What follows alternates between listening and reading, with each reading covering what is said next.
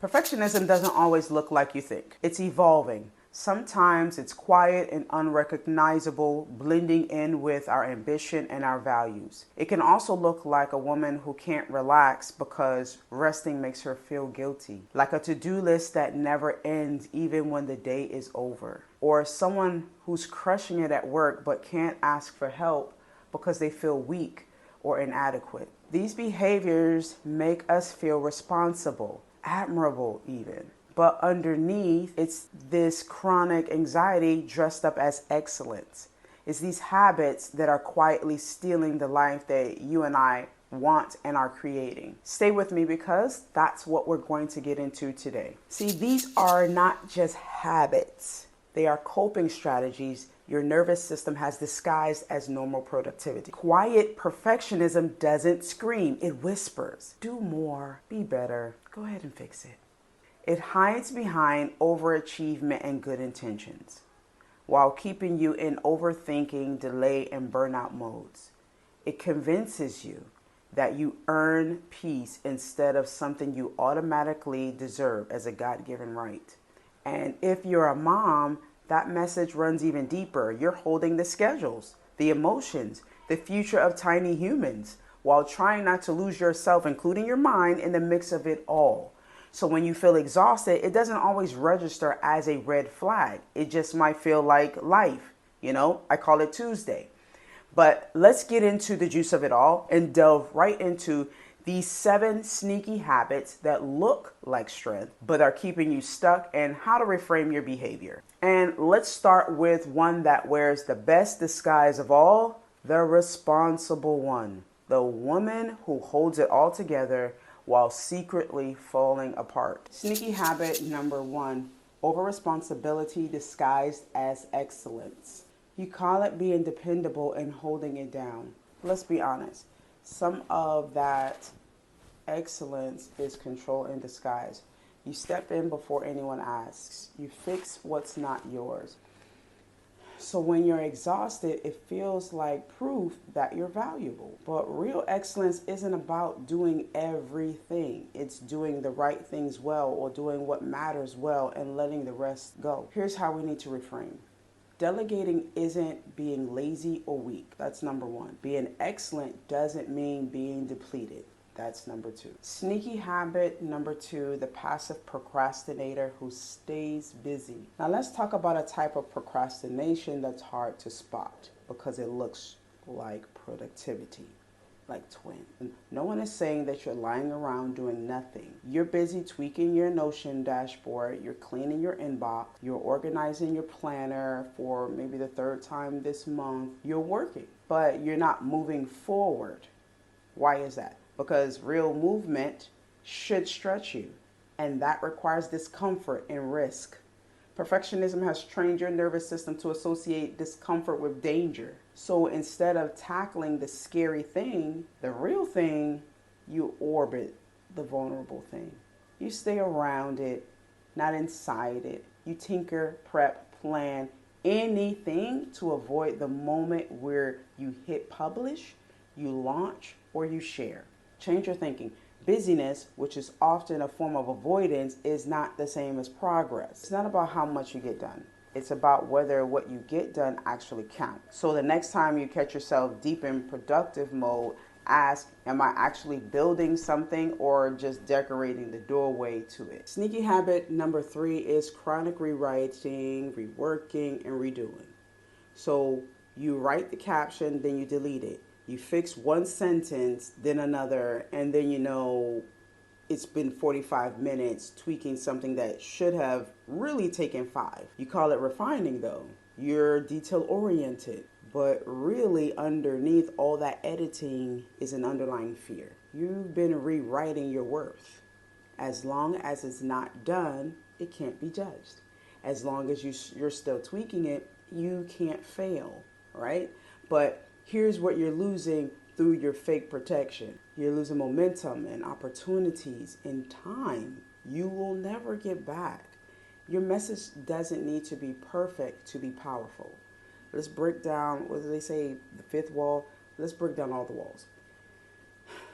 Creating a video, those of you who are content creators, we know that we make so many mistakes unless you're just a natural orator, which for myself, I am not. I need to write it down. I need to think about it. I need to, go over it because I'll get tongue twisted and just fumble upon it. But the reality is you have to come to a conclusion where you're going to have to say, hey, this is enough. I need to get this out because what I'm trying to actually say, the message I'm trying to give is so much more important than whether or not I look, all well and put together. We are not perfect beings.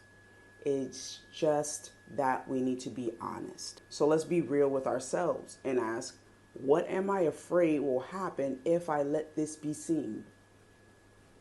Done isn't disgraceful. Done is brave. Done is your boundary between fear and freedom. Sneaky habit number 4, the planning addiction. You've got the planner, the digital dashboard, the 17-point checklist. Planning feels productive. I know, it feels safe. It's satisfying even. But honestly, you're not planning to execute. You're planning to avoid, using structure to soothe anxiety, organizing your fear into neat little bullet points. They look cute, I know. You're avoiding the discomfort of being a beginner again. So listen, clarity comes through movement, not marinating. Marinate the chicken. That beautiful plan of yours is useless if it never leaves the page. Plans are maps, not destinations. So messy action will teach you more than a perfect plan ever will. Remember I talked about removing the wall? You have to start. You have to start ugly sometimes. You have to start uncertain sometimes. Scared. You just have to start. Sneaky habit number 5. Helping as a distraction from healing. Okay, let's talk about something a little uncomfortable. You're hyper-focused on being the reliable one, the helper, the fixer, the go-to friend, mom, partner, team player. Full disclosure, remember sneaky habit number 1? Okay, this is the next level. Sometimes perfectionism hides behind self-sacrifice.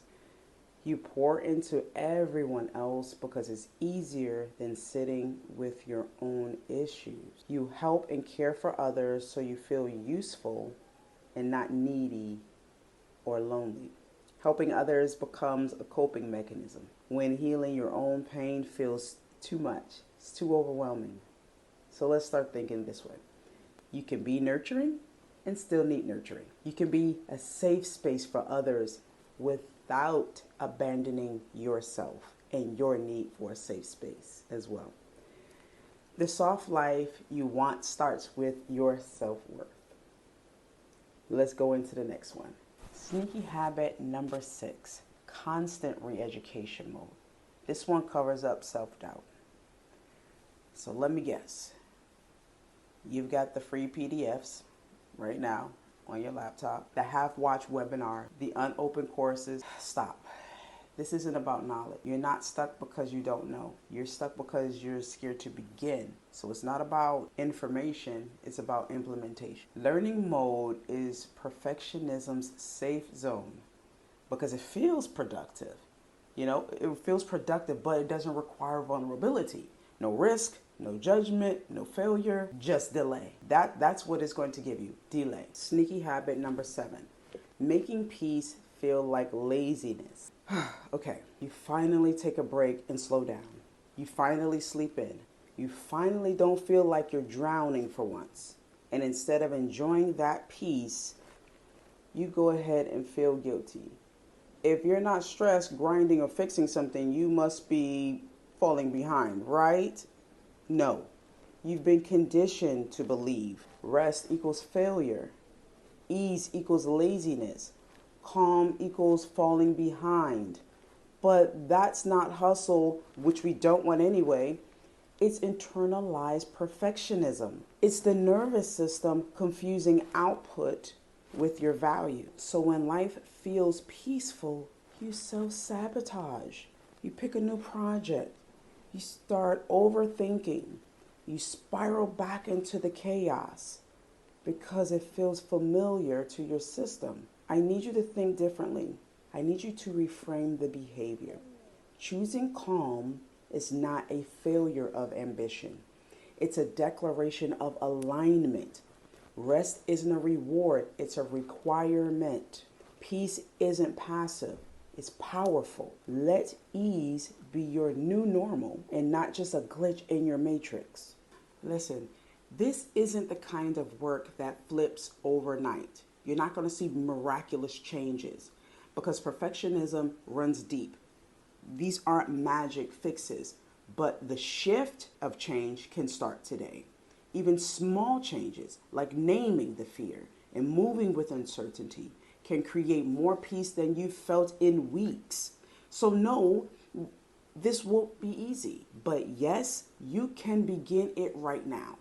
If any of those habits felt uncomfortably familiar, it's not because something's wrong with you, it's because perfectionism got really sneaky and it's really good at it.